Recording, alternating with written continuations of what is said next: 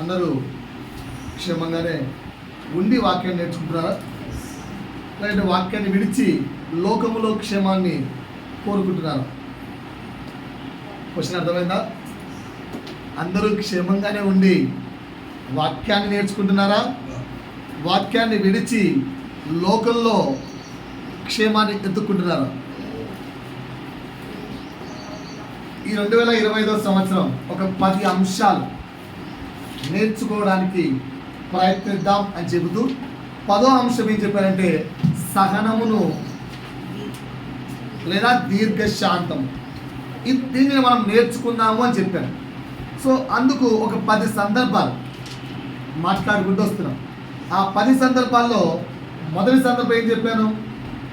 రోజు దేవుడు అనుగ్రహించిన కృపావరం కనుక ఆ రోజంతా లేదా రోజును క్రీస్తుతో, క్రీస్తుకై, క్రీస్తులాగా ప్రారంభిద్దామని చెప్పారు.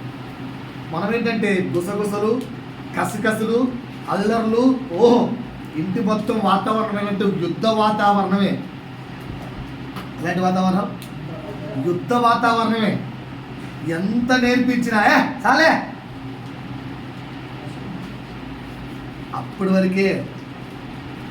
అది అయిపోయిన తర్వాత అప్పుడు ఇల్లంతా ఏంటట యుద్ధ వాతావరణమే. అలా కాదు, ప్రతిరోజు దేవుడు మనకిస్తున్న ఒక్కొక్క రోజు నీ ఆయుష్ దేవుడు పెంచుతున్నారంటే అది కృపావరం. దాన్ని ఎక్కడ కూడా నిర్లక్ష్యం చేయొద్దు, వ్యర్థపరచదు. పాయింట్ అర్థమైందా? కనుక రోజును క్రీస్తుతో ప్రారంభిద్దాం, క్రీస్తులో జీవిద్దాం, క్రీస్తులాగా జీవిద్దాం. అది దానికి చాలా పేషెన్స్ కావాలి. మొదటి పాయింట్ చెప్పాను. రెండో పాయింట్ ఏంటంటే శోధన సమయములలో సైలెంట్గా, పేషెన్స్గా, ఓర్పుగా, సహనముగా ఉండగలమా? ఉండాలి అని బైబిల్ చెప్తుంది. ఉండాలి అని బైబిల్ చెప్తుంది. ఉండగలమా అని చెప్పారు. మూడోది ఏం నేర్చుకున్నామంటే నీ పైన ఎవరైనా సెటైర్ వేసినా, నిన్ను హేళన చేసినా, నీకు బ్యాక్ ఆన్సర్ ఇచ్చినా సహనంగా ఉండగలవా? ఉండాలి. సహనంగా ఉండగలవా? 4, మేలు పొందుకున్న వారే నీకు విరోధముగా మాట్లాడినప్పుడు, నిన్ను దూషించినప్పుడు సహనంగా ఉండగలమా?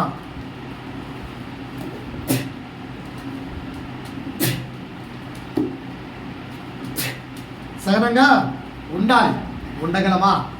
ఇది 4వ పాయింట్ నేర్పించాను. 5వ పాయింట్ ఏం నేర్పించాను?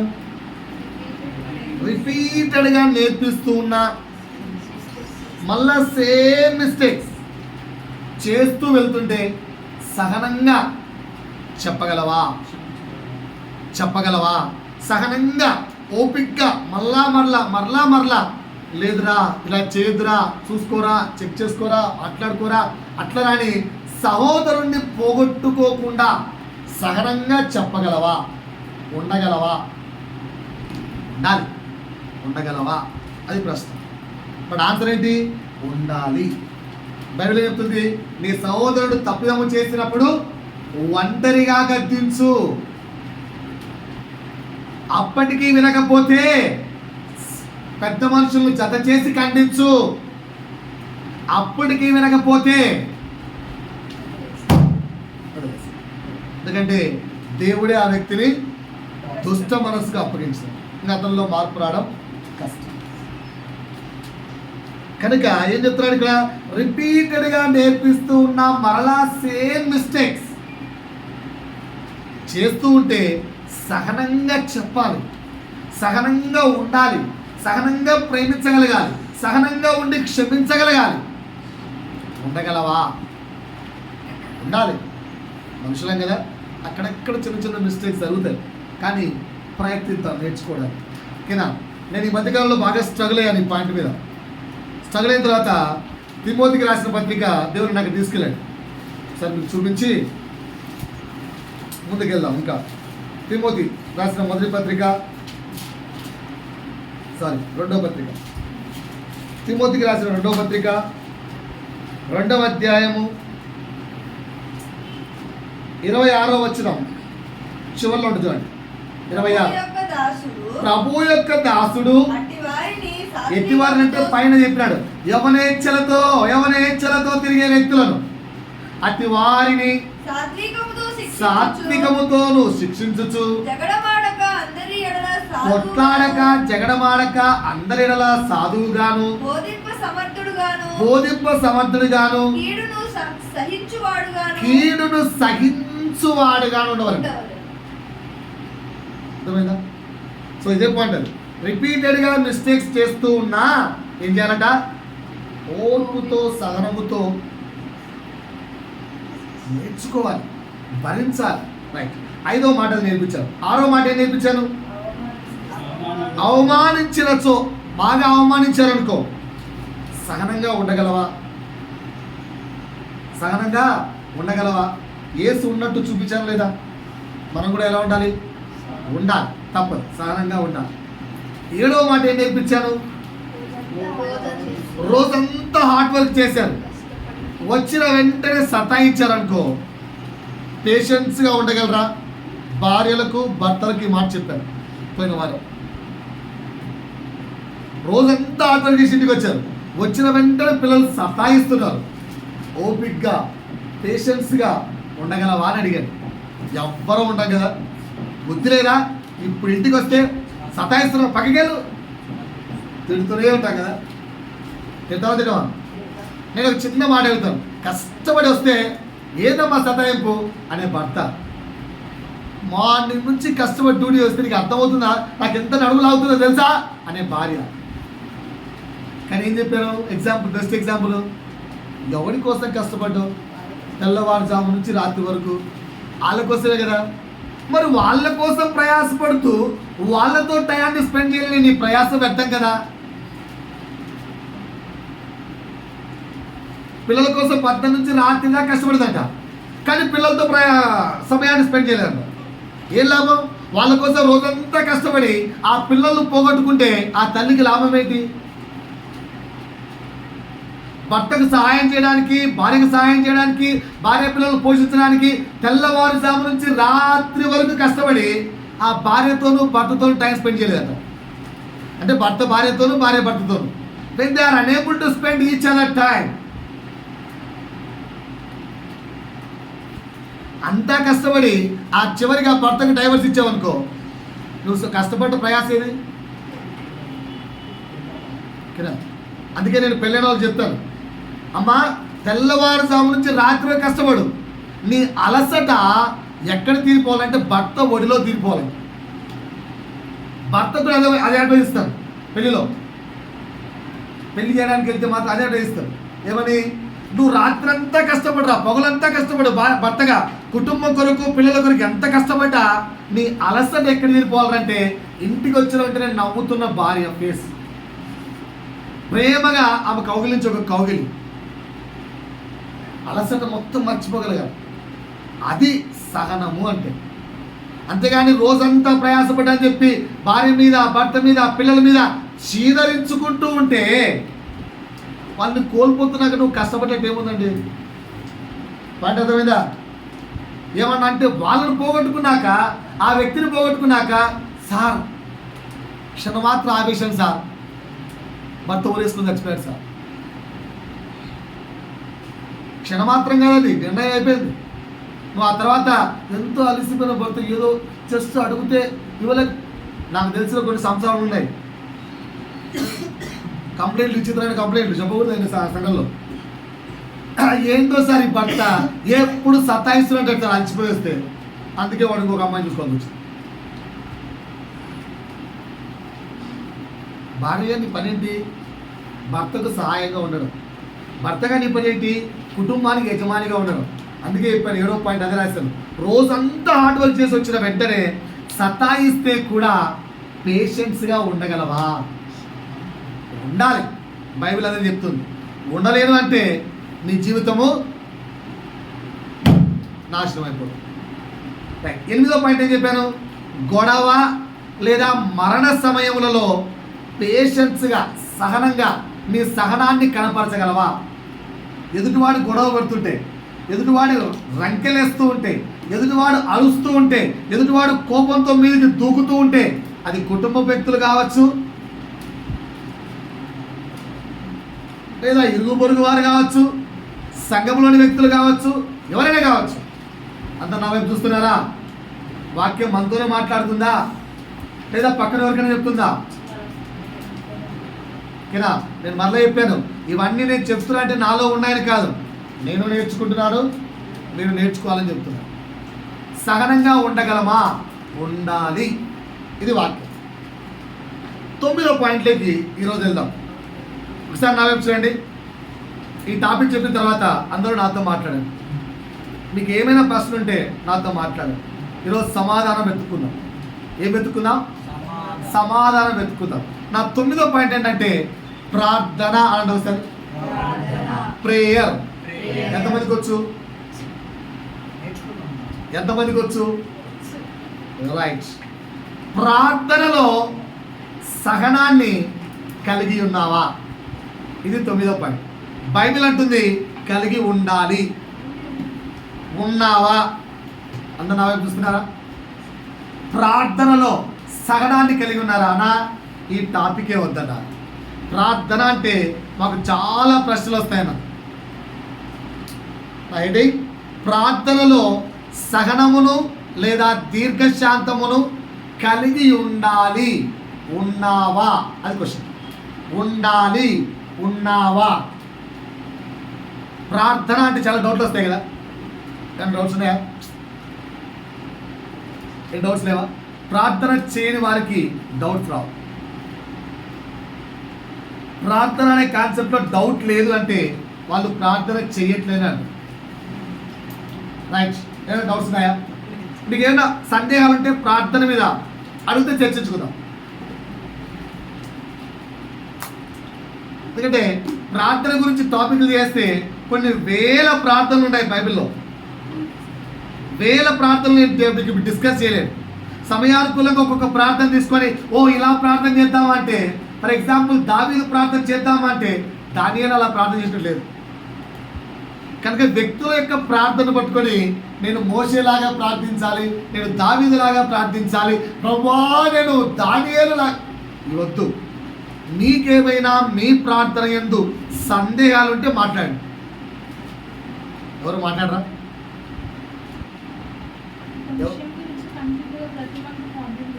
రాదు. అదే రాకపోతే అదే అడిగింది. రాలేదు ఏంటి? ఏం చేద్దాం? రైట్. ఓపిక నశించిపోతుంది. రైట్. అందుకే చెప్పాను ప్రార్థనలు ఏముండాలి? సహనం ఉండాలి. సరే చెప్తాను, మాట్లాడుకో. ఒక ప్రశ్న ఏంటి? ఎన్నిసార్లు ప్రార్థన చేసినా ఆన్సర్ లేదయ్యా. నెల అంటే చేస్తాం, 2 నెలలు చేస్తాం, 2 ఏళ్ళు అయిపోయింది, ప్రార్థనకి ఆన్సర్ లేదు. ఏం చేద్దాం?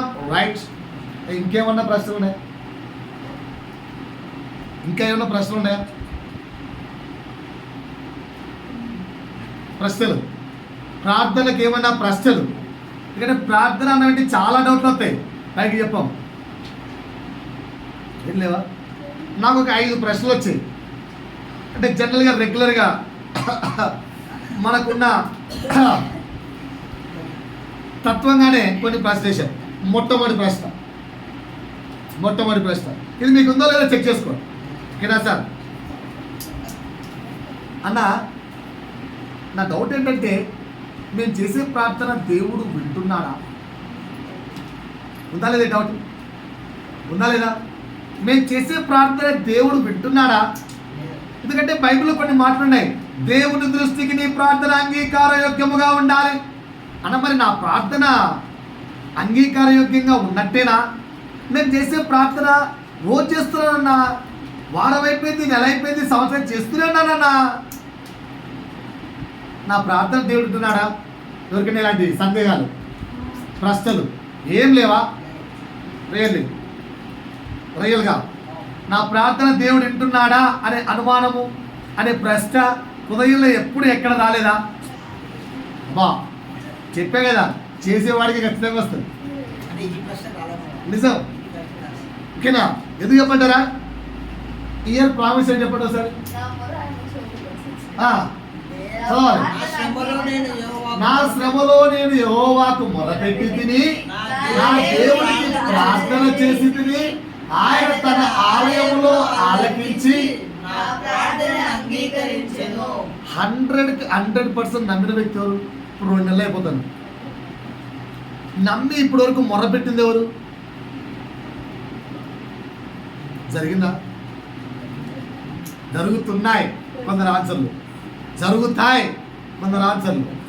ఓకేనా? రైట్. ఇంకా పోతే ఇర్మియా 33:3 ఏముంది మాట? తీయకండి. యెహోవాకు మొరపెట్టుము, ఆయన నీకు ఉత్తరం ఇచ్చేదను. వాక్యం ఉందా లేదా? ఇన్ని వాక్యాలు ఉన్నప్పుడు నీకెందుకు అనుమానం? నీకెందుకు సందేహం? దేవుడు నా ప్రార్థన వింటున్నాడా అని. చిన్న ఎగ్జాంపుల్ చెప్తాను చూడండి. అపోస్తుల కార్యములు 10వ అధ్యాయము 1 నుంచి 4 వరకు జస్ట్ కొన్ని రెఫరెన్స్లు చూపిస్తారు. అపోస్తుల కార్యములు ఇతడి పటాలం అనబడిన పటాలములో శతాధిపతి అయిన కొర్నేలి అను భక్తి పరిరొకడు. ఎవరు భయ్యా? కొర్నేలి అను భక్తి. ఎవరైనా? శతాధిపతి. ఆయన కైసరులో ఉండెను. ఆయన ఇజ్రాయేలా? ఆయన ఇజ్రాయేలా? ఆయన ఇజ్రాయేలీయుడా? ఆయన దేవుని సంతానమా? దేవుని కుమారుడిగా పిలువబడుతున్న ఇజ్రాయెల్ జనాంగమా? కాదు. రైట్, చదవమ్మా. ఇప్పుడు అతడు తన ఇంటి వారందరితో కూడా దేవుని యందు భయభక్తులు గలవాడై ఉండి ప్రజలకు బహు ధర్మము చేయొచ్చు. ఎల్లప్పుడూ దేవునికి ప్రార్థన చేయువాడు. ఎల్లప్పుడూ ఏం చేసేవాడు? దేవునికి ప్రార్థన చేయువాడు. ఎల్లప్పుడూ ఏం చేసేవాడు? అందరూ తల భయపెట్టండి. ఇద్దరా విన్నారా పాయింట్ ఏంటో? ఎల్లప్పుడూ ఏం చేసేవాడు? దేవునికి ప్రార్థన చేసేవాడు. కిందకి వెళ్ళాం. ఇంకా పగలు ఇంచుమించు 3 గంటల వేళ దేవుని దూత అతని యొద్దకు వచ్చి కొర్నేలి అని పిలుచుట దర్శనమందు తేటగా అతనికి కనబడెను. అతడు దూత వైపు తేరి చూచి భయపడి ప్రభువా ఏమని అడిగెను. అందుకు దూత నీ ప్రార్థనలను నీ ధర్మ కార్యములను దేవుని సన్నిధికి జ్ఞాపకార్థంగా చేరి. కొర్నేలి ప్రార్థన దేవుని సన్నిధికి చేరిందా లేదా? ఎలా చెప్తారు చేరిందని? మాట్లాడరేంటండి? వాక్యాన్ని మాట్లాడదలుచుకున్నారా మాట్లాడదలుచుకోలేదా? కొర్నేలి ప్రార్థన దేవుని సన్నిధికి చేరిందా చేరలేదా? ఎలా చెప్తున్నారు చేరిందని? దూత వచ్చి చెప్పింది కదా. మరి మీ ప్రార్థన చేరిందా? Question number 1. రెండోది, ఎడతెగక ఎల్లప్పుడూ మీ ప్రార్థన ఉందా? Question number 2. అందుకే ఇలాంటి ఆన్సర్ క్వశ్చన్ లేదు అనుకుంటుంది అక్క సిస్టర్. రైట్. ఏంటి? దూత వచ్చి చెప్పిందా? మొదటి పాయింట్. రెండో పాయింట్ ఏంటి? ఎడతెగక మీ ప్రార్థన ఉందా అంటే అర్థం ఏంటో తెలుసా? ఎక్కడో చిన్న మిస్టేక్ ఏంటంటే దేవుడు ప్రార్థన వింటున్నాడా? ఏంటి? దేవుడు ప్రార్థన వింటున్నాడా? చిన్న మిస్టేక్. బట్ సందేహమే లేదు, క్లియర్గా దేవుడు ప్రార్థన వింటున్నాడు. ఇంకో ఎగ్జాంపుల్ చూపిస్తాను తీయండి. అసలు ప్రార్థన ఎక్కడ ప్రారంభమైంది? ప్రార్థన ఎక్కడ ప్రారంభమైంది? ప్రార్థన ఎక్కడ ప్రారంభమైంది? కినా ఫస్ట్ కుమారులు ఎవరు?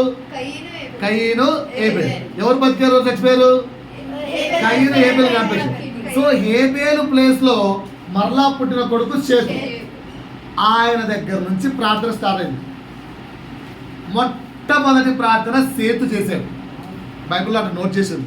4వ అధ్యాయంలో ఇదంతా ఉంటుంది. కయీను ఏబేలు చంపినాడు. 4వ అధ్యాయం చివరి వచ్చిన వెళ్ళండి 26. 4వ అధ్యాయం చివరి వచ్చిన 26.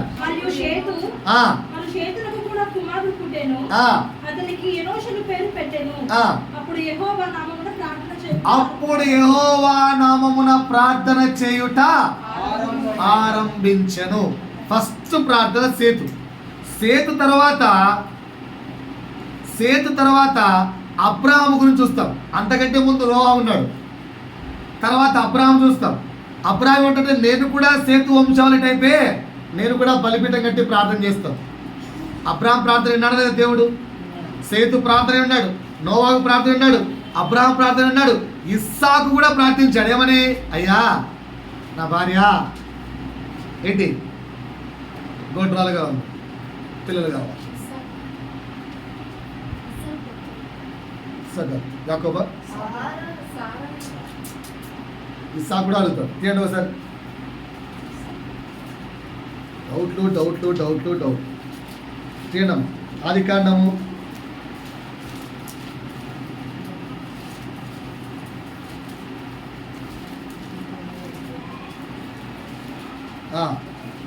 25వ అధ్యాయము. అన్ని డౌట్లే. దైవసేవుడు చెప్పింది ఏది నమ్మట్లేదు. మంచిది, ఈ కార్యము చాలా మంచిది. 25, 21. ఇస్సాకు భార్య గొడ్రాలు కనుక విన్నారా? ఇస్సాకు భార్య గొడ్రాలు కనుక అతడు ఆమె విషయమై యెహోవాను వేడుకొనెను. యెహోవా అతని ప్రార్థన వినను కనుక అతని భార్య అయిన రిబ్కా గర్భవతి. విన్నారండి? సో సేతు, నోవాహు, అబ్రాహాము, ఇస్సాకు, యాకోబుల ప్రార్థన విన్నాడు. ఆ తర్వాత వస్తే మోషే, యెహోషువ, చాలా మంది ప్రార్థనలు విన్నాడు దేవుడు. ఎక్కడా వినకుండా లేడు. ప్రతి ఒక్కరి ప్రార్థన విన్నాడు. విన్నాడా వినలేదా? ఇంకొక వ్యక్తి ప్రార్థన కూడా చెక్ చేద్దాం. 2వ రాజుల గ్రంథము 20వ అధ్యాయము 1 నుంచి 3. అక్కడ హిజ్కియా ప్రార్థన, ఉత్తమమైన ప్రార్థన. హిజ్కియాకు మరణకరమైన రోగము కలుగగా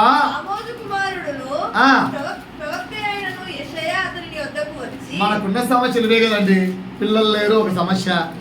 పిల్లలు లేకపోతే ఎవరు మొరపెట్టారు? ఇస్సాకు. దేవుడు ఇచ్చాడా లేదా? ఇంకో సమస్య ఏంటి? రోగాల గురించి ఈయన మొరపెడుతున్నాడు. ఈయన ప్రార్థన దేవుడి ఇళ్ళలో చెక్ చేయండి. నీవు మరణమవుచున్నావు, నువ్వు ఇక బ్రతకవు, చచ్చిపోతావు గనుక నీవు నీ ఇల్లు చక్కబెట్టుకోమని యెహోవా సెలవిచ్చుచున్నాడని ఆ ప్రవక్త ఆ రాజుతో చెప్పాడు. అప్పుడు ఆ రాజు చేశాడు చూడండి.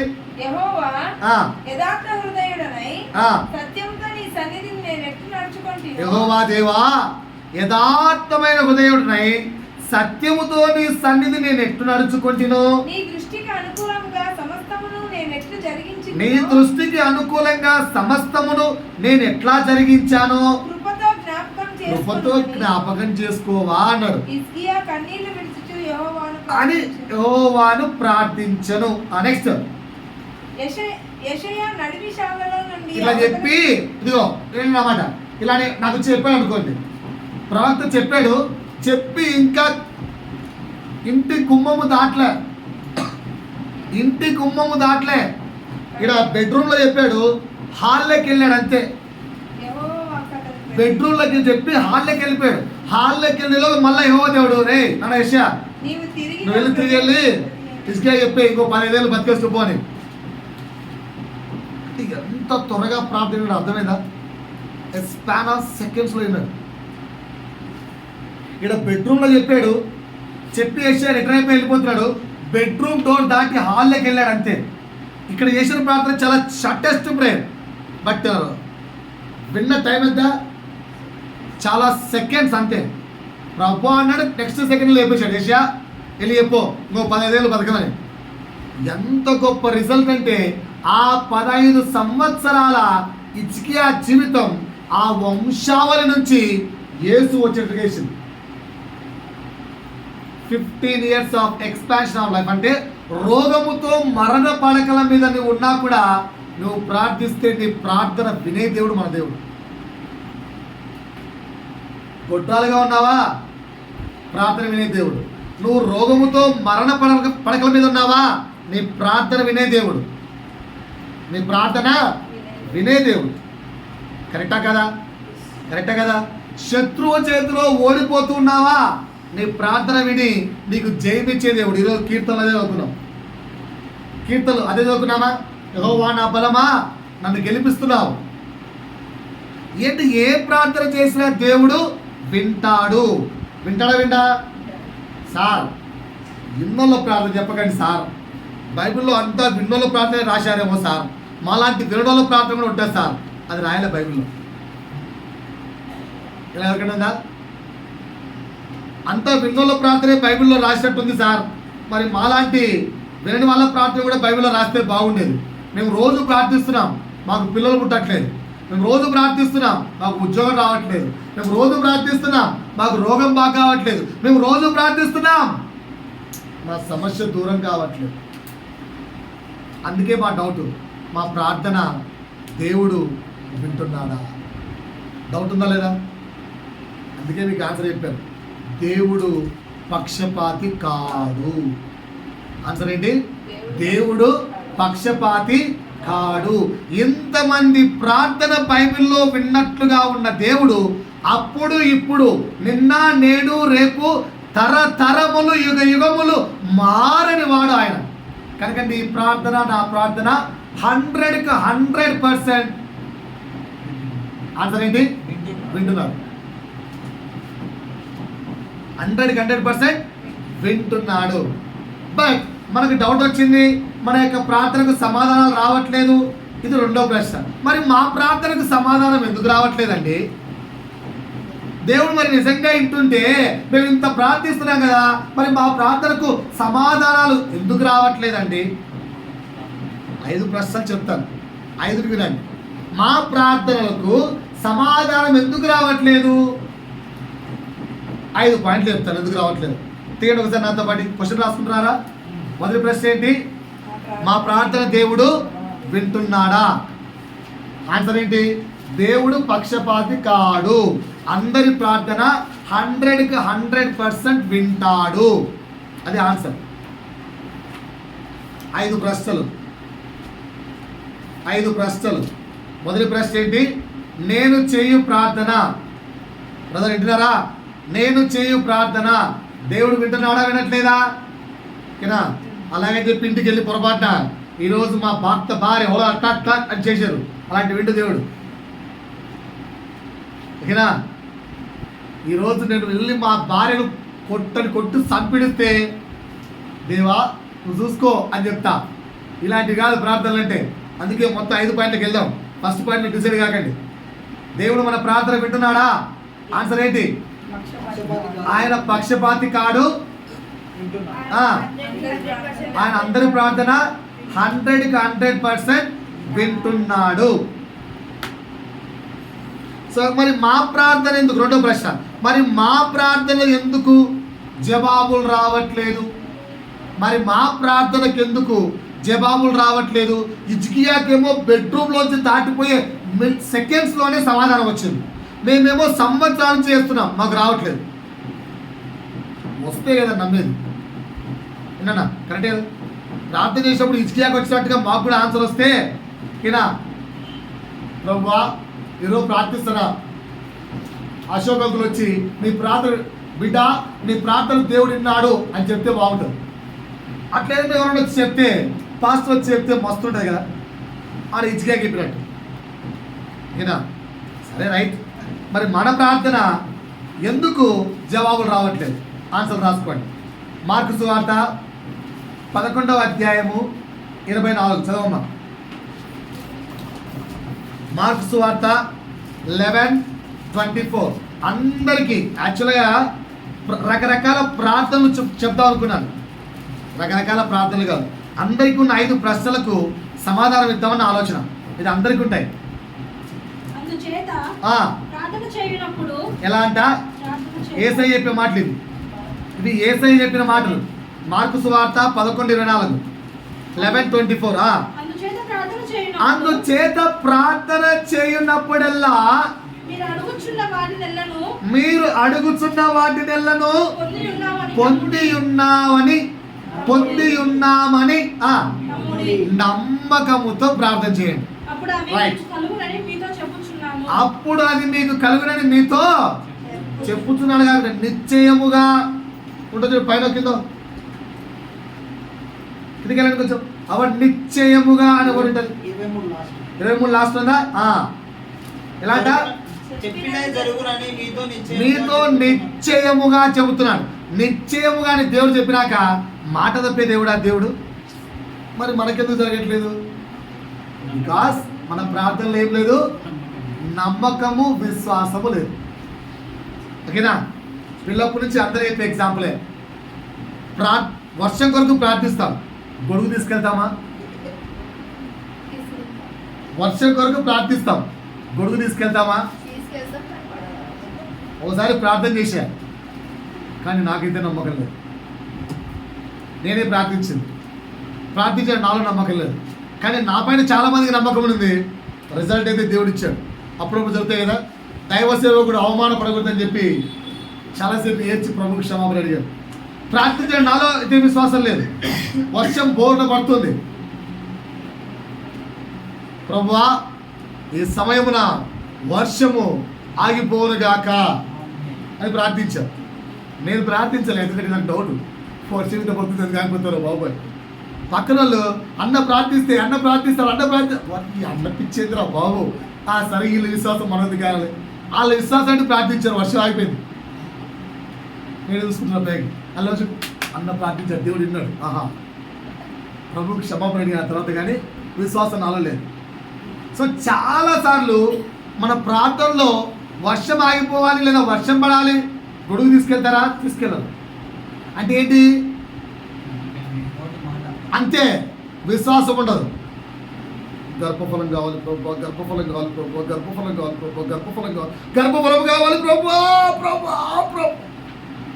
ఏం కావాలంటే బిడ్డ ప్రార్థించితివా, గర్భఫలములు ఇచ్చేదను అని దేవుడు చెప్పాలి. అప్పటి వరకు సాటిస్ఫై లేదే. ఎంత అపనమ్మకం అంటే దేవుడు విండు. జాబ్ కావాలి. కానీ ఎల్లంతసేపు కూడా జాబ్ వచ్చే వరకు కూడా వస్తుందా రాదా మైండ్లో ఈ రన్నింగ్ నడుస్తుందా లేదా అంటే అర్థం ఏంటి? నీకు నమ్మకం లేదు. ప్రార్థించినప్పుడు నమ్మకం ఉండాలి. బైబిల్లో రాయబడింది, దాని పైన 23కి వెళ్ళి చదివితే, నువ్వు ప్రార్థిస్తే ఈ కొండ వెళ్ళి అక్కడ పడమంటే పడుతుంది, కానీ నీకు నమ్మకం ఉండదు. ఎంతమందికి ఆ విశ్వాసం ఉంది? ఇప్పుడు ఇట్లా ప్రే చేసి ఈ స్టాండ్ టన్ అంటే పడిపోవాలంటే నమ్ముతారా? అక్కడ పడుతుందా? నాకు మరి చెప్తాను. ఏదైనా జరుగుతుంది కానీ అపనమ్మకం ఉండదు. క్లియరా సార్? సో మన ప్రార్థనలో ఎందుకు సమాధానం రావట్లేదంటే, హిజ్కియా ప్రార్థన with in the seconds answer ఎందుకు వచ్చింది తెలుసా? ఆ వ్యక్తి ప్రార్థనలో ఎటువంటి అవిశ్వాసం లేదు. నా ప్రార్థనలో అపనమ్మకము అవిశ్వాసము ఫుల్గా ఉన్నాయి, అందుకే రావట్లేదు. మీరు చెక్ చేసుకోండి. రెండు మన ప్రార్థనకు సమాధానం రాకపోవడానికి మొదటి ఆన్సర్ ఏంటి? నమ్మకము విశ్వాసము లేవు. పెంచుకుంటే వచ్చేస్తాయి. 2 యాకోబు పత్రిక అదే పాయింట్లో 5 ఆన్సర్లు చెప్తాను. మన ప్రార్థన దేవుడు ఎందుకు విండో అంటే వింటున్నాడు, కానీ మనకెందుకు జరగట్లేదు? యాకోబు పత్రిక 1వ అధ్యాయము 5వ వచనం చదవండమ్మా. అంటే దానికి వెళ్ళడానికి ముందు వస్తే నా వైపు చూడండి. సార్ విశ్వాసం కలగమంటే ఎట్టగలుగుతుంది సార్? ఏమన్నా కళ్ళ ముందర జరుగుతుంటే కనిపిస్తుంది సార్, ఏం జరగట్లేదు సార్. ఓకేనా? విశ్వాసం అంటే అర్థం అది. ఎబ్రీ 11:1 ఏంటి విశ్వాసం అంటే? విశ్వాసం అన్నది నిరీక్షింపబడు వాటి యొక్క నిజ స్వరూపమును అదృశ్యమైనవి ఉన్నవనటకును రుజువై ఉన్నది. ఇప్పుడు ఇట్లా కూర్చొని ప్రార్థిస్తుంటే నీ కళ్ళ ముందర ఏసేం కనిపించడు, కానీ యేసు వింటున్నాడన్న నమ్మకమే విశ్వాసం. నా కళ్ళ ఎదుట యేసు ఉన్నాడు, నేను ప్రార్థిస్తున్నాను, ఆయన నా స్వరాన్ని వింటున్నాడు అనుకోవడమే విశ్వాసం. ఓకేనా సార్? 2 పాయింట్కి వెళ్ళండి సార్. యాకోబు 1:5 మీలో ఎవరికైనాను జ్ఞానము కొదువుగా ఉన్న యెడల అతడు దేవునిని అడగవలెను, అప్పుడు అది అతనికి అనుగ్రహింపబడును. ఆయన ఎవరిని గద్దింపక చెప్పాను కదండి. ఆయన ఎవ్వరి ప్రార్థన నెగ్లెక్ట్ చేయండి. కానీ ఏంట్రా అంటే దాని తర్వాత ఆన్సర్ ఉంది. అయినను అయితే అయితే అతడు అతడు ఏ మాత్రమును సందేహింపక విశ్వాసం ఏముండకూడదు ఏముండకూడదు ఏముండకూడదు సందేహము అనుమానం. ఓకేనా? భార్య మీద భర్తకు అనుమానం ఉందనుకో టార్చరే. భర్త మీద భార్యకి అనుమానం ఉందనుకో సెకండ్ కూడా బయటకు పోలేదు భర్తను. పొర్రపాటు ఏదైనా దారిలో కావచ్చు, సార్ ఆ ఏరియాకి ఎట్టేలా చెప్తే ఆ అమ్మాయికి నీకు సంబంధం ఏంది, ఎందుకు మాట్లాడుతుంది, ఎంతో అమ్మాయి నిన్నేది కలిగింది, అబ్బో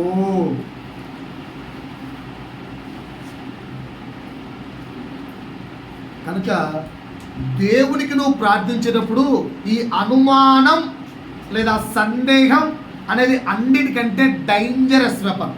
అపవాది యొక్క అన్నిటికంటే ప్రయోగించే గ్రేటెస్ట్ వెపన్ ఏంటంటే అపవాదికి అనుమానం.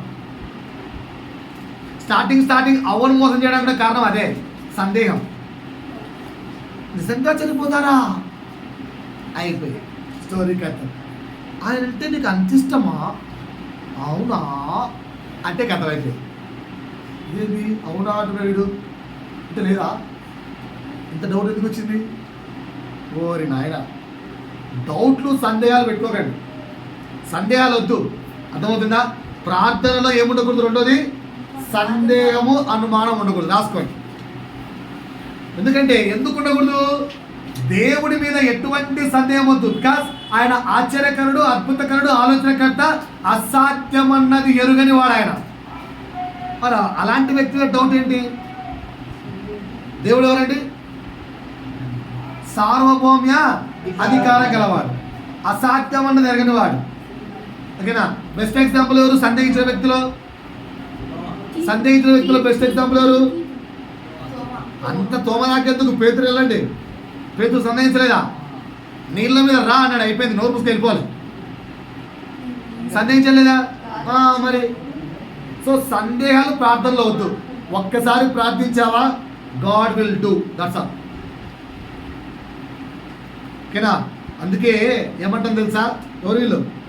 షద్రక్, మెషక్, అబేద్నెగో అగ్నిగుండంలోకి వెళ్ళేంత వరకు కూడా వాళ్ళకి అనుమానం రాలే.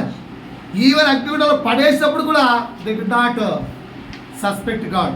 ఈయన మమ్మల్ని కాపాడుతాడా అని అనుకోలేదు. లాస్ట్ స్టేట్మెంట్ ఇచ్చారు, కాపాడకుంటే ఇట్లా చచ్చిపోతాం. అంతేగాని నా దేవుని ఎందుకు మేము ఇంతైనా అనుమానం పెట్టుకో. నీకు దేవునికి మధ్య ప్రార్థనలో ఇలా ఉందా చెక్ చేసుకోండి. 3వ పాయింట్ రాసుకోండి. అంటే మన ప్రార్థనకు సమాధానము ఆలస్యం కావడానికి లేదా జరగట్లేదే అనిపించడానికి కారణాలేదు. అదే యాకోబు పత్రిక 4వ అధ్యాయము 3వ వచనం రాసుకుంటున్నా భయ్యా. నేను అన్నా నీ బుక్ ఏమైందిరా మళ్ళా?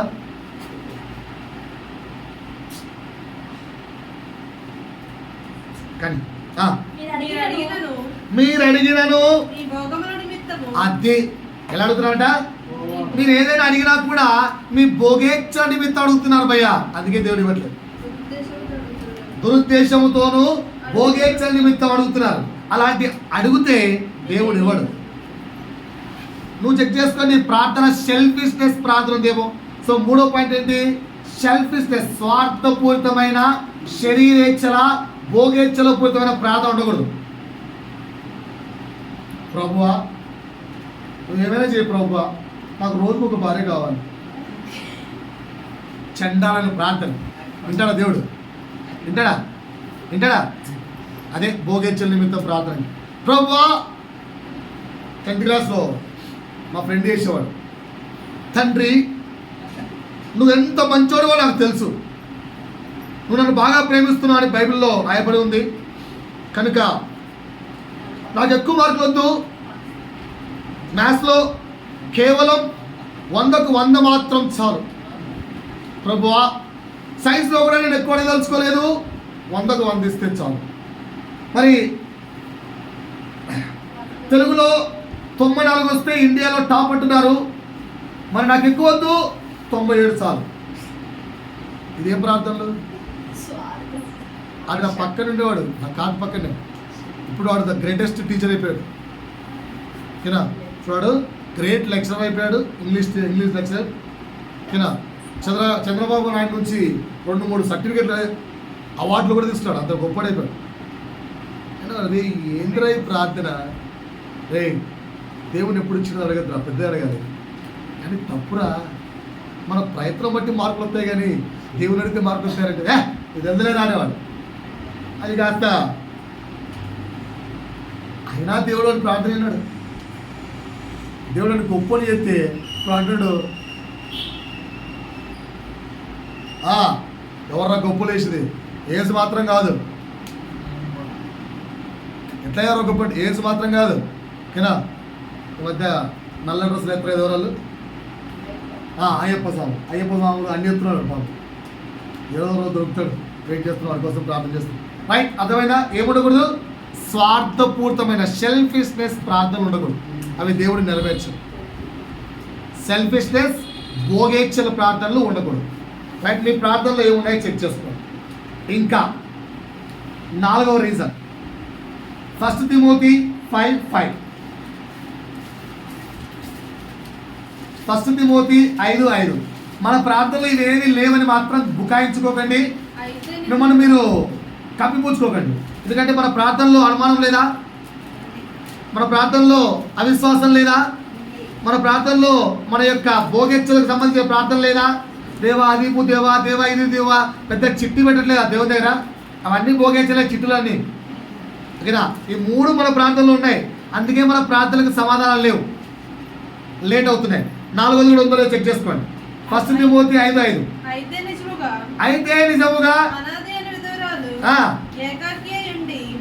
1 తిమోతి 5:5 అమ్మ.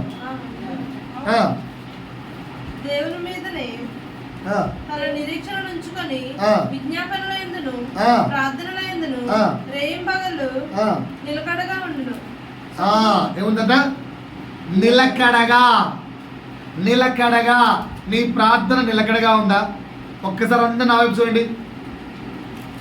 జాబ్ కావాలి అని ప్రార్థన చేశాం ఈరోజు ఏడ్చి, ఓకేనా, ఇంటర్వ్యూకి వెళ్ళాం, దగ్గరకు వచ్చి మిస్ అయింది. ఓకేనా, దగ్గరకు వచ్చి మిస్ అయింది. ఎలా మిస్ అయింది తెలుసా? నీకు రావాల్సిన జాబు నీ అపోనెంట్కి వచ్చి, అంటే శత్రువుకి వచ్చింది. నెక్స్ట్ రోజు ప్రేయర్ చేస్తావా? ఏమని? దేవా వాడికి వచ్చింది ప్రభువా,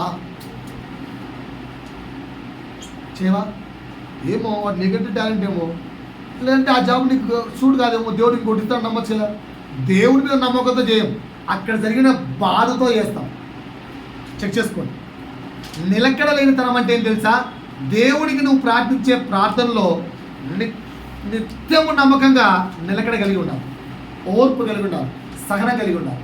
అది ఉండదు మన ప్రార్థన. అందుకే మన ప్రార్థనలు ఆలస్యం అవుతున్నాయి. 4వ పాయింట్ అర్థమైందా? రైట్, అంటే నిరీక్షణ నిలకడ లేకపోవడం. 5, ఎందుకు మన ప్రార్థనలు ఆలస్యం అవుతాయంటే, ఒక్కసారి అబ్రహాము అనేది ఎవరైనా, ఆయన గురించి యేసు ప్రభు ఇచ్చిన సాక్ష్యం ఏంటి? అదే దేవుడు ఇచ్చిన సాక్ష్యం ఏంటి? యెహోవా దేవుడు నా స్నేహితుడికి చెప్పకుండా నేనేమైనా చేయగలనా? మనతో ఎవరితోనా మాట అన్నాడు దేవుడు. అబ్రహాం ఎవరంట? యెహోవా దేవుడికి స్నేహితుడంట, ఫ్రెండ్ రా, ప్రాణం ఇస్తావురా. ఎలాగ చెప్పము? అబ్రహాం ఫ్రెండ్ ఎవరు? చెప్పండి సార్, కొంచెం వెనకాల నుంచి ఆన్సర్లు. అబ్రహాం దేవుడు ఎవరు? యెహోవా దేవుడు. అలాంటి అబ్రహాంకు ఏమని చెప్పాడు దేవుడు? ఆదికాండము 15వ అధ్యాయంలోకి వెళ్తే చదవండి, తీయండి. ఆదికాండము 15:5-6. మరియు ఆయన వెలుపలికి అతన్ని తీసుకుని వచ్చి, నీవు ఆకాశం వైపు తేరి చూచి, అబ్రహామా నా స్నేహితుడా, ఆకాశం వైపు చూడు. రైట్, నక్షత్రములను లెక్కించుటకు, నక్షత్రాలు మొత్తం కౌంట్ చేయి. నీ చేతనైతే లెక్కించమని చెప్పి, చేతనైతే కౌంట్ చేయబయ్యా, చెయ్యి. నీ సంతానం అలాగా ఉందని చెప్పాడు. అలా ఇస్తాడు. అతడు యెహోవాను నక్షత్రాలు ఎన్నో తెలుసా? క్లాస్ చెప్తాయినా, మన యూనివర్స్లో మన గెలాక్సీ పేరు మిల్కీవే గెలాక్సీ. మన గెలాక్సీ పేరు, ఆ గెలాక్సీలోనే మిలియన్స్ కాదు, ట్రిలియన్స్ ఆఫ్ స్టార్స్ ఉన్నాయంట. ట్రిలియన్స్ అంటే అర్థం ఏంటి? బిలియన్స్ అంటేనేమో 10 కోట్లు, ట్రిలియన్స్ అంటేనేమో 1000 కోట్లు. ఒక్క మిల్కీ వేలోనే అన్ని వేల కోట్ల నక్షత్రాలు ఉన్నాయంట. అలాంటి మిల్కీ వేలు ఆకాశంలో కొన్ని బిలియన్స్ ఉన్నాయంట. అలాంటి మిల్కీ వేలే అంటే can you count the stars? అంత సంతానాన్ని నీకు ఇస్తా అన్నాడు. బాగానే ఉంది, బాగానే ఉంది. ఇచ్చాడా? అబ్రాహాముకి ఎంతమంది పుట్టారు? లింగులింగమని 2. స్టార్స్ ఎన్ని? పుట్టింది ఎంతమంది? ఎందుకు మరి అబ్రాహాముకు స్నేహితుడైన అబ్రాహాముకే ఎందుకు ప్రార్థన? సరే, వాగ్దానం ఎప్పుడు ఇచ్చాడు? 75 ఏళ్ళ వయసులో. పుట్టింది ఎప్పుడు? 25 ఏళ్ళు పట్టింది. ఎందుకు అంత లేట్ అయింది? దేవుడు మరీ టెస్టింగ్ నేచర్ ఎక్కువ కదా. ఇంత టెస్ట్ చేస్తే ఎట్లా సాగిస్తామన్నారు. దేవుడు టెస్ట్ చేయడు సార్. అందుకే మీకు ముందు హిజ్కియా ప్రార్థన చూపించారు. గుమ్మము దాటక మునిపే సమాధానం ఇచ్చిన దేవుడు సెకండ్స్ నీ ప్రార్థనకు సమాధానం ఇవ్వగల దేవుడు. ఇక్కడ 25 ఏళ్ళు ఎందుకు పట్టింది? అరే నాన్న ఆకాశం చూసుకో, పిల్లలు చిత్రం అన్నప్పుడు నోరు మూసుకొని దేవుడు నమ్మాలి. ఇంటికి వెళ్తానే భార్య ఏం చెప్పింది? నాన్న అబ్రాహ్మా, నాకు పిల్లలు పుట్టట్లేరు కానీ నువ్వు సరే అబ్బో అనేసి. భార్య చెప్తే పొమ్మంటావా? మరి ఏం ప్రాబ్లం లేదు కదా. రైట్.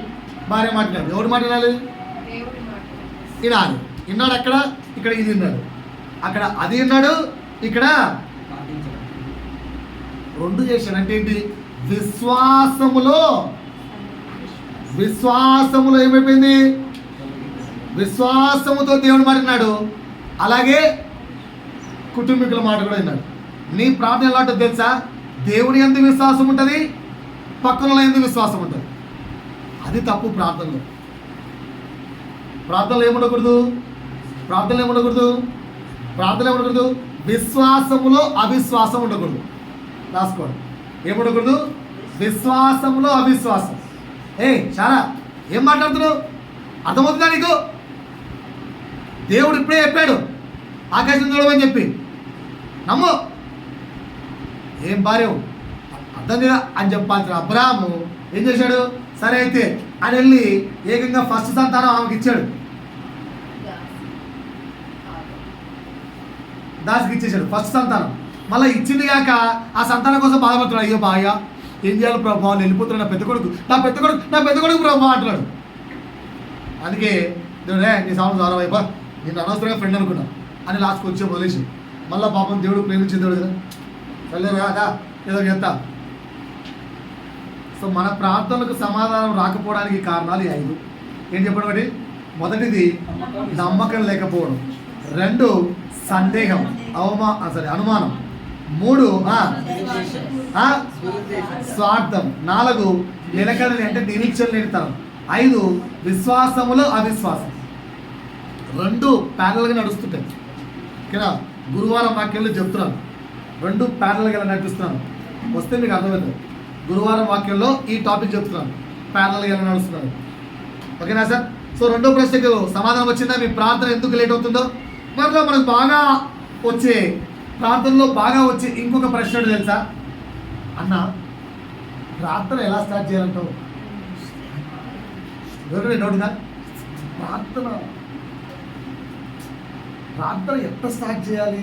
స్టార్టింగ్ ప్రాబ్లం ఉన్నా, స్టార్టింగ్ ప్రాబ్లం, ఎండింగ్ ప్రాబ్లం. ఎందుకు బోలెడు ప్రార్థనలు ఉన్నాయి. నేను చెప్తా రాసుకుని మంచిగా. ఫస్ట్ ప్రార్థన ఏం చేయాలి తెలుసా? 1000 నామాల స్తుతులు చెప్పాలి. నిజం రా, అందరూ అయిపోయేదే యాక్ట్. ఫస్ట్ స్తుతులు. 1000 అయితే 1000, 100 అయితే 100, 1,00,000 అయితే 1,00,000. ఎన్ని కావాలంటే ఫస్ట్ ఏం చేయాలి? స్తుతులు. రాసుకుంటారా? ఈ డౌట్ లేదురా, మీ పాస్టర్ నమ్మంటావు నాయన. రాసుకోండి. ప్రార్థన సీక్వెన్స్, ప్రార్థన ఎలా చేయాలో సీక్వెన్స్ రాసుకోండి. ఫస్ట్ ఏంటి? స్తుతులు. రాసుకుంటారా? ఏలే రైట్ 5 పాయింట్స్ స్తుతులు. 2వది సెకండ్లీ కన్ఫర్మేషన్ అంటే పశ్చాత్తాపం. కన్ఫెషన్ పశ్చాత్తాపం. 3 కమిట్మెంట్ దేవునితో ఒప్పందం. ప్రార్థనలో ఇవి ఉండాలి అంటే ఇది ఆర్డర్, ఇస్ ఆర్డర్. ఫస్ట్ ఏంటి? స్తుతి, స్తుతులు. సెకండ్ ఏంటి? కన్ఫెషన్, పశ్చాత్తాపం. థర్డ్ ఏంటి? కమిట్మెంట్. దేవుడు ఏంటి? దేవుడితో కొన్ని కమిట్మెంట్స్, ఒప్పందాలు, ప్రామిసెస్, నిర్ణయాలు ఏదైనా కానీ. 4 ఏంటి? విజ్ఞాపనలు. 5 అంటే తెలుసా? పరలోక ప్రార్థన. పరలోకం వందనం మా తండ్రి, నీ నామం పరిశుద్ధపరచబడింది. ఓకేనా? 5 రాసుకున్నారా?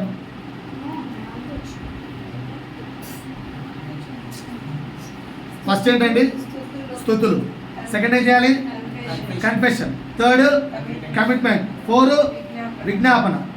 5 పరలోక ప్రార్థన. అన్ని ప్రార్థనలు ఇట్లా చేస్తారు కదా. చర్చ్ కూడా ఎట్లా నడుస్తాయి కాబట్టి చెక్ చేసుకో. ఏ చర్చికి వెళ్ళినా స్టార్టింగ్ హల్లెలూయా స్తుతి మహిమా ఎల్లా, అది స్తుతి. నెక్స్ట్ ప్రార్థన. దేవుడు మన పాపములు కడిగిన కనుక అని స్టాండింగ్ పెట్టించి కూర్చొని ఏడిపిస్తాం. దాన్ని కన్ఫెషన్ అండి. అది అయిపోయిన తర్వాత కమిట్మెంట్, వాక్యం. అది అయిపోయిన తర్వాత మరలా ప్రార్థన. తండ్రి వీళ్ళందరినీ దీవించు, విజ్ఞాపన. లాస్ట్లో పరలోకం అందున్న మా తండ్రి, పరలోకం. చర్చ్ కూడా ఏమైనా నడుస్తాయి, చెక్ చేసుకోండి. కరెక్టా కాదా? నేను మీకు కరెక్ట్ ఆన్సర్ ఇస్తాను, రాసుకోండి. ప్రార్థన ఎలా ప్రారంభించాలి, ఎలా ముగించాలి, రాసుకోండి ఆన్సర్. ఇది కాదు, ఎందుకంటే పొరపాటు నీకు చెప్పామనుకో, అన్నిటికంటే greatest prayer in the Bible చెప్పమంటారా? అన్నిటికంటే గొప్ప ప్రార్థన తెలుసా? యోహాను సువార్త 17వ అధ్యాయం. యేసు ప్రార్థన దగ్గర. కానీ అక్కడ పరలోకమందున మాత్రం చెప్పలే. అంటే సీక్వెన్స్లు ఏం లేవు, ప్రార్థనలో సీక్వెన్స్లు లేవు సార్, గుర్తుపెట్టుకోండి. కనుక మీ అనుమానాలు ఈరోజు తీస్తున్నా. ప్రార్థన ఎలా ప్రారంభించాలి, ఎలా ముగించాలి, ఆన్సర్ రాసుకోండి. ప్రార్థన నువ్వు ప్రారంభించాలి,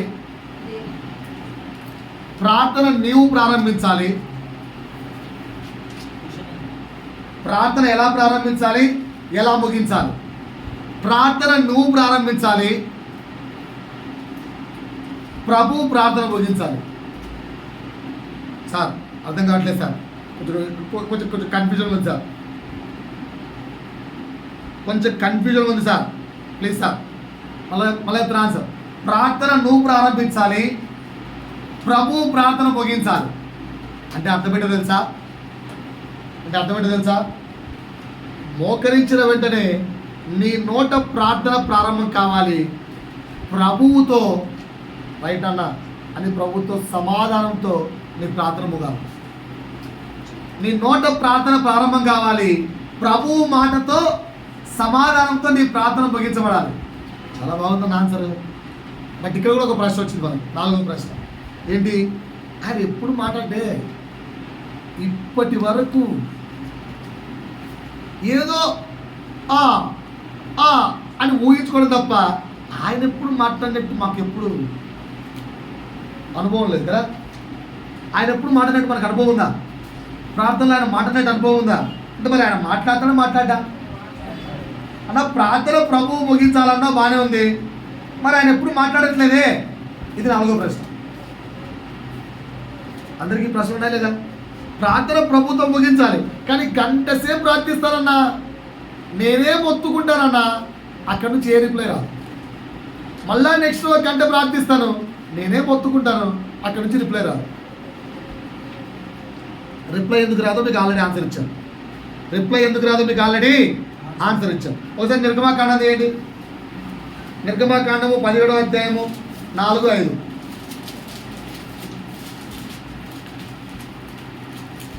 ప్రార్థన ఎవరు ప్రారంభించారు, ముగింపు ఎవరు ఇచ్చారు? అప్పుడు మోషే యెహోవాకు మొరపెట్టగా, ఈ ప్రజలకు నేనేం చేయాలి ప్రభువా? కొంతసేపు అయితే వీళ్ళకున్న కోపానికి నన్ను రాళ్ళతో కొట్టి చంపేస్తాను, నీ ఇష్టం. అయిపోయింది. ముందు ప్రార్థనలు స్టార్ట్ చేశారు, మోసే స్టార్ట్ చేశారు. మోసే. ఎందుకు ఎవరు ఇష్టం? అందుకు యెహోవా కొందరిని తీసుకొని ప్రజలకు ముందుగా పొమ్ము. నీవు నదిని కొట్టిన నీ కర్రను చేత పట్టుకొని పొమ్ము. ఇదిగో అక్కడ హోరేబులోని బండ మీద నేను నీకు ఎదురుగా నిలిచాను. నువ్వు ఆ బండను కొట్టగా ప్రజలు తాగుటకు దాని నుండి నీళ్లు బయలుదేరిన మోషేతో సెలవీయగా ఆన్సర్ వచ్చిందా? ప్రేయర్ ఎవరు ప్రారంభించారు? మోషే. ఎండ్ ఎవరు ఇచ్చారు? దేవుడు. అది మన ప్రార్థన. మన ప్రార్థన కూడా అలా ఉండాలి. అంటే దీన్ని బట్టి నీకు అర్థమైంది ఏంటి? దేవుడు ఖచ్చితంగా మాట్లాడతాడు. నువ్వు సమస్య చెప్తే నీ సమస్యకు సమాధానం ఖచ్చితంగా ఇస్తాడు. మోషే నిర్గమకాండం మొత్తం చూడండి, ఎక్కడ ఇవ్వలేదా? ఎర్ర సముద్రం అడ్డం వచ్చింది, ఇచ్చాడా లేదా? చేదు నీళ్ళు వచ్చాయి, ఇచ్చాడా లేదా? కష్టం వచ్చింది, ఇచ్చాడా లేదా? సమస్య వచ్చింది, ఇచ్చాడు. ప్రతి స్థలములో సమాధానం ఇచ్చాడు. మరి నీ ప్రార్థనకి ఎందుకు ఇవ్వడు? అన్నెసర్లీ ఫాల్స్ ఇష్యూస్ ఖచ్చితంగా ఇస్తాడు, ఖచ్చితంగా ఇస్తాడు. కానీ ఏంట్రా అంటే ప్రార్థన ప్రారంభిస్తున్నావు, దేవుడితో ముగించట్లేదు. అన్నా నువ్వు అట్లా చెప్పకన్నా మేము గంట సేపు ప్రార్థిస్తున్నాం. ఎవరు చెప్పారు నువ్వు గంట ప్రార్థించమని? చెక్ చేసుకోండి ఒకసారి. ఆ గంట నీ ఏకాగ్రత దేవుళ్ళకి తెచ్చుకునే లోపే నీ గంట అయిపోయింది, కానీ నువ్వు ప్రార్థించాలి. గంట వద్దు ప్రార్థన. ఏకాగ్రతతో నువ్వు తండ్రితో చేయు ప్రార్థన 1 నిమిషం చాలు. అది లేదుగా. రెండో పాయింట్, ప్రార్థన ఎవరు ప్రారంభించాలని చెప్పాను? మనం. ఎవరు ముగించాలని చెప్పాను? ఖచ్చితంగా ముగిస్తాడా ముగియడా? ఎగ్జాంపుల్ చూపించాడా లేదా?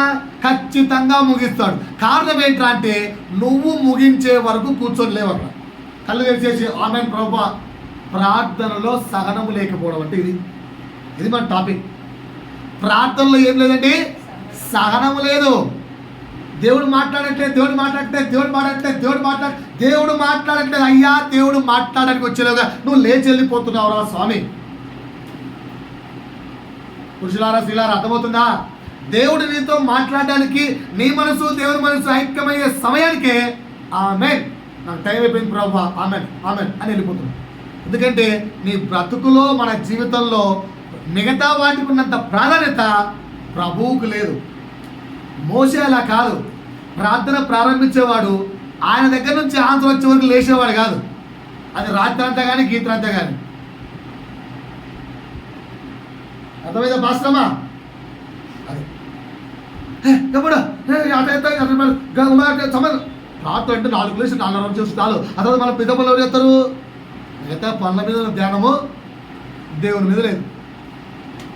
అందరు లైఫ్లో ఇంతే. పాయింట్ అర్థమైందా సార్? సమాధానం వచ్చిందా? ఇప్పటికైనా అర్థమైందా? సో ఆయన మాట్లాడే వరకు నువ్వు వేచి ఉంటే, అందుకే ప్రార్థనలో సహనం ఉందా నీకు? రైట్. 4 ప్రశ్నలు సమాధానం వచ్చిందా? 4 ప్రశ్నలు సమాధానం వచ్చిందా? చివరి ప్రశ్న, అసలు నువ్వు ప్రార్థన చేయాలన్నా? నువ్వేమో గంట సేపు ప్రార్థన చేసినా సమాధానం అవుతానంటో రావట్లేదు. ఇదంతా అసలు ప్రార్థన ఎలా చేయాలి? ప్రార్థన ఎలా చేయాలి? రెండోది చిన్న సందేహాలు చూపిస్తాను, ఓకేనా? నాకు ఆన్సర్ చెప్పండి. ప్రార్థన ఎలా చేయాలి? 5వ ప్రశ్న. అది ఎలా ప్రారంభించాలి అని చెప్పాను. అసలు మొత్తం మధ్యలో ఏం నడవాలి? కనుక నాకు చిన్న డౌట్ వచ్చి ఆన్సర్ చెప్తారా? విన్నారుగా, చెప్తారా చెప్పరా? అందరూ ప్రార్థన చేసేవాళ్ళేనా? అందరూ ప్రార్థించాలేనా? నా ప్రశ్నకు సమాధానం చెప్పండి. కొన్ని డౌట్లు వచ్చి తీయండి. ఆదికాండము 32వ అధ్యాయము 22-23. ఆ రాత్రి ఎవరు? అతడు యాకోబు. ఆ రాత్రి అతడు లేచి, అంటే ఎవరు అతడు? యాకోబు. రైట్. లేచి తన ఇద్దరు భార్యలను తన ఇద్దరు దాసీలను ఎంతమంది? 11 మంది పిల్లలను తీసుకొని ఏ రేవు దాటిపోయాను? ఎబ్బోకు రేవు దాటిపోయాను. యాకోబు వారిని తీసుకొని ఆ ఏరు దాటించి తనకు కలిగినదంతయు పంపివేసెను. యాకోబు ఒక్కడు మిగిలిపోయాను. నానా ఈ పాయింట్ నోట్ చేసుకోండి. నీ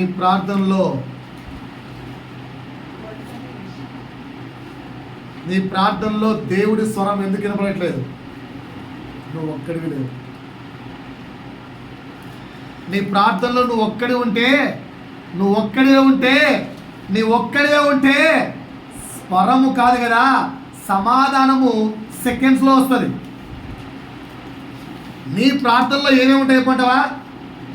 మోకాళ్ళ నొప్పులు, కీళ్ళ నొప్పులు, కాళ్ళ నొప్పులు, ఉద్యోగం మీద ధ్యాస, కిచెన్ రూమ్ మీద ధ్యాస, పిల్లల మీద ధ్యాస, భర్త మీద ధ్యాస, వీరి మీద ధ్యాస, భార్య మీద ధ్యాస, ఇన్ని సమస్యలు నీతో ఉంటే దేవుడు నీతో ఎందుకుంటాడు?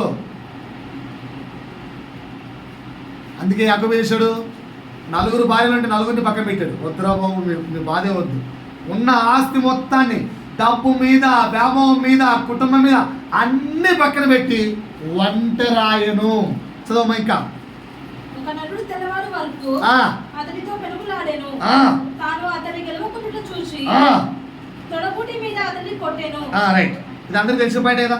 యాకోబు రాత్రంతా యెహోవా దూతతో లేదా యేసుతో మల్ల యుద్ధము చేసి యేసు గెలవలేక యాకోబు తొడ మీద కొట్టి, ఏం కావాలరా నీకు చెప్పంటే, నన్ను ఇప్పటి నుంచి ఇజ్రాయేల్ అని పిలవాలంటే రైట్ పో అన్నాడు. కరెక్టే కదా? ప్రార్థన అంటే తెలుసా? నా డౌట్ ఏంటంటే రాత్రి అంతా ఏం ప్రార్థన చేసినాడు? మనకి చేద్దామా? ఎంతమంది రెడీ? 26th శివరాత్రి, అందరూ శివుడికి జాగ్రత్త చేస్తారు. మన రాత్రి అంతా కూర్చొని ప్రభువుకు ప్రే చేద్దామా? ఎంతమంది రెడీ చేతులు ఎత్తాను? నేను చేయ, నువ్వు అనుకుంటున్నా పాస్ చేస్తాలే, మన గంజి కూర్చొని నాకు పోలే పనులు నేను చేయను. ప్రార్థన చేస్తారా? ఇక్కడ కెమెరా పెట్టి వెళ్తా, ఏం చేస్తారో చెక్ చేస్తా. ఎంతమంది రెడీ చేతులు ఎత్తారు? ఇప్పుడు ఎంతమంది రెడీ చెప్పండి? రాత్రి అంతా నువ్వు గమ్ముండి పాస్పెక్ట్ కెమెరా పెడతారంట. ఏం చేస్తారు రాత్రి అంతా? హల్లెలూయా, స్తోత్రం స్తోత్రం. మేము వెళ్ళాం, చాలా నువ్వు ఓన్లైపోయాడు. సరే కట్కేసరికి వెళ్ళాం. ఏ ప్రార్థన? రాత్రి 12 గంటల దాకా ఓరెత్తిపోయిందంటే ఊరిలో పలాగా ఎవ్వరు లేరు. తన దంచి కొట్టుడే పాటలు. 12కు వాక్యం స్టార్ట్ చేశాం. వాక్యం చెప్పింది మేమంటే మా పాస్ అయింది, ఇందులో అయిపోయింది, ఇందులో అయిపోయింది. వాక్యం అంతా అయిపోయింది. 2 అయింది. 2 తర్వాత ప్రార్థించుకుందాము అన్నారు. కూర్చున్నాను. కేలికెత్తా దుకాణం మనం కళ్ళు తెరిచేలాగా కరెక్ట్గా 3 గంటలకు ప్రార్థన చేసుకొని 3 గంటల కళ్ళు తెరిచిన. తెరిచి అందరి తిరుగుతారు, ఎవరు లేరు, ఒక్కరు లేరాడ, అందరిని తిరుగుతున్నారు. పక్కన మా పాస్ అందరూ తిరుగుతారంటే సబ్ సోగే ఉంటావు అన్నాడు. అప్పుడు లేచి లేద్దామా ఛాయ్ తాగుదామని చెప్పిన. ఏం చేస్తాం మరి? మళ్ళీ ఛాయ్ ఇచ్చి మళ్ళీ ప్రార్థన చేస్తే 3:30కి అందరు తిరిగారు. మళ్ళీ 5 గంటలు వేసి రాత్రి అంతా దేవుళ్ళలో బాగా గడిపితివి. ఇదే కదా ప్రార్థన. నాకు ఇప్పుడు డౌట్, ఈ యాకోబు అంతమంది సంఘముగా కూడుకుంటే నిద్రపోయారు, ఒక్కడు కూర్చున్నాట. ఏం చేసేటట్లు రాత్రి అంతా? ఇప్పుడు ఆలోచన చెప్పండి. మిమ్మల్ని ఒక్కడికి వచ్చేట అనుకో, ఏం చేస్తారు చెప్పండి? ప్రార్థనలు నిద్రపోయి తెల్లవారు ఏం చెప్తారు? రాత్రి అంతా ప్రార్థించారు పాస్టర్ చెప్తారు, చెప్పరా? అందుకే మీ ప్రార్థన నెరవేరట్లేదు. యాకోబు రాత్రంతా ఏం చేసి ఉంటాడు? ఆయన అంతసేపు ఏముంటాయి మాట్లాడడానికి? అంతసేపు ఏం చెప్తావు దేవునితో? ఏమన్నా వ్యక్తి కనిపిస్తాడా? ఎందుకంటే అదృశ్యమైన దేవుడు మన కళ్ళకేం కనిపించాడు. కనిపిస్తే రాత్రి అంతా ఏమి ఎన్ని రోజులే మాడతాం, ఎన్ని రోజులే మాడతాం, కనిపించడుగా. చెప్పండి సార్, ఇవన్నీ సమాధానాలు ఎత్తుకుందాం. ఏం చేస్తారు రాత్రి అంతా? ఎట్లా చెప్పాలి? పెద్దలు చెప్పాలి, అనుభవజ్ఞులు. రాత్రి అంతా ప్రార్థన ఎట్టా? ఏం చేసి ఉంటాడు యాకోబు రాత్రి అంతా? ఏం చేసి ఉంటే యాకోబు ప్రార్థన దేవుడు విన్నాడు? రాత్రి అంతా ఏం చేసి ఉంటాడు? ఏమని పశ్చాత్తాపడతామా అంటే సరే, ఇంకో వ్యక్తిని చూస్తాం, మీకు అర్థం కాదు. తీయండి లూకా సువార్త. యేసుకు దేవుడికి మధ్య ప్రార్థన ఎప్పుడు తీసుకోవద్దు. ఎందుకంటే ఆయన తండ్రి అయిన దేవుడిని క్లియర్గా చూడగలిగే వ్యక్తి ఎంతసేపు అయినా మాట్లాడగలరు. అలాంటి ఆన్సర్ ఇస్తారు కనుక అలాంటి సమాధానం మీకు చెప్పను. లూకా సువార్త 7వ అధ్యాయము 36 నుంచి 50 వరకు ఈమె ప్రార్థన అంగీకరించబడిందంట. ఏం చేసిందో తనతో కూడా భోజనం చేయవలనని ఆయన అడిగాడు. రైట్. ఆయన పరిశీలిని ఇంటికి వెళ్ళి భోజన భక్తిని కూర్చుండగా ఆ ఊరిలో ఉన్న పాపాత్మురాలైన ఇక్కడ పుణ్యాత్ముల చేతులతో సార్, పుణ్యాత్ములైన చేతులెత్తండి. మా కిషోర్ గారు మన స్టేటస్ పెట్టండి, ఈరోజు 18 చూసారు. ఓకేనా? నువ్వు పాపిరా అని చెప్పడం సువార్త కాదు భయ్యా, నేను పాపిని చెప్పడం సువార్త. దాని కింద క్యాప్షన్ పెట్టాడు ఏందో, అండర్స్టాండ్ క్లియర్లీ. నాకు ఇప్పుడు అర్థం కాదు.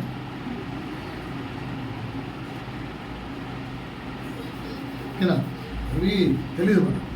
ఇక్కడ అంటే పాపాత్మురాలైన స్త్రీని క్లియర్గా అర్థమైంది కదా. మరి పుణ్యాత్ములు ఎవరంటే చదివేస్తారు, పరిశుద్ధులు పుణ్యాత్ములు లేరు కదా. అంటే మనం అందరం కూడా సేమ్ ఏమా కేటగిరీ కదా. అంటే అన్న వ్యభిచారం చేసిన మేము చేయలే, అన్ని సిన్లు దేవుని ఒకటే. All sins are same. Okay, no mistakes. Right. Yesu పరిచయం ఇంట భోజనములకు కూర్చున్నాడని తెలుసుకొని రైట్. ఒక బుట్టిలో అత్తరు తీసుకొని వచ్చి వెనుక కట్టు ఆయన పాదముల యొద్ద నిలవబడి ఏడ్చుచు కన్నీళ్లతో ఆయన పాదములను తడిపి తన తల వెంట్రుకలతో తుడిచి ఆయన పాదములను ముద్దు పెట్టుకొని ఆ అత్తరు వాటికి పూసాను. ఆయనను పిలిచి చాలమ్మా, ఏమన్నా ప్రార్థన చేసిందా? ఏమన్నా ప్రార్థన చేసిందా? పరిశుద్ధుడా అనిపిస్తుంది, గొప్ప దేవా యేసయ్యా అనిపిస్తుంది, కరుణామయుడా అనిపిస్తుంది, స్తుతులు చెల్లించిందా? చెల్లించింది. ఏమైనా నన్ను క్షమించు ప్రభువా అని అడిగిందా? దేవా నువ్వు నన్ను క్షమిస్తే నేను నీతో ఉంటా అని అన్న కమిట్మెంట్ చేసిందా? చేయలే. నా ఫ్యామిలీ మొత్తాన్ని దీవించు అని ఏమన్నా విజ్ఞాపన చేసిందా? చేయలే. పరలోకమందున మా తండ్రి అని ఏమన్నా ప్రార్థించిందా? ఏం చేసింది? ఏం చేసింది? అత్తరు బుడ్డిని పగలగొట్టి ఈ గుండె పగిలితే ఇది వస్తాయి. నేను కూడా చెప్పాడు స్టార్టింగ్లో, ఏడుపా ఎందుకు ఎడవాలి అని. గుండె పగిలితే ఏడుపు వస్తుంది. ప్రార్థన ఎలా చేయాలంటే ఏం లేదు, నువ్వు ఎంత 24/7 స్క్రిప్ట్ రాసుకొని ఎస్సే ఆన్సర్ లాగా ఆన్సర్ కావాల్సిన అవసరం లేదు. ప్రభు సన్నిధిలో ఒంటరైపోయి ఏడుస్తే చాలు, గుండె పగిలితే చాలు. నీ గుండె ఆయన సన్నిధిలో, హృదయం ఆయన సన్నిధిలో కుమ్మరించబడితే చాలు. అది ప్రార్థన. నీ హృదయం కుమ్మరించబడ్డ మొదలు పెడితే నీకు సమయం అర్థం కాదు. దానికి మాటలు లేవు, దానికి లాంగ్వేజ్ లేదు, దానికి ఏ లాంగ్వేజ్ లేదు, కన్నీరు తప్ప. ఆ కన్నీటికి సహనం ఎందుకు కావాలంటే దేవుడి సమాధానం వచ్చే వరకు, ప్రార్థన దేవుడిలో ముగించే వరకు నీవు ఏడవడమే నీ ప్రార్థన. నుచ్చరింపశక్యము కానీ మూలుగులతో అంటే అదే. ఎందుకంటే నీ హృదయము ఆయన సన్నిధిలో కుమ్మరించడం. పాపాత్రులైన స్త్రీ అదే చేసింది, యాకోబు అదే చేశాడు. రాత్రంతా పెరుగులాటంటే ఏం చేయలేదు, రాత్రంతా తండ్రి అదిగో పాపముతో సంపాదించాను నాకు వద్దది ఏడ్చాడు. పాపపు బతుకును పక్కన పెట్టి ఇకనైనా ప్రభు సన్నిధిలో హృదయాన్ని కుమ్మరిద్దాం. ఎంతవరకు కుమ్మరిద్దాం? ఆయన సమాధానం వచ్చే వరకు. అందుకు చెప్పాను, ప్రార్థనలో సహనము ప్లస్ లేదా దీర్ఘశాంతము ఉండాలి అని. పాయింట్ అర్థమైందా మీకు? ఇప్పుడు పాయింట్ అర్థమైందా? ప్రభు చిత్తం అయితే ఎన్నిట్లో ఉండాలని చెప్పారు? సహనము 10 విషయాల్లో. 9వ విషయం అర్థమైంది కదా. ప్రభు చిత్తం అయితే వచ్చే వారం 10వ విషయం చెప్తారు. రైట్?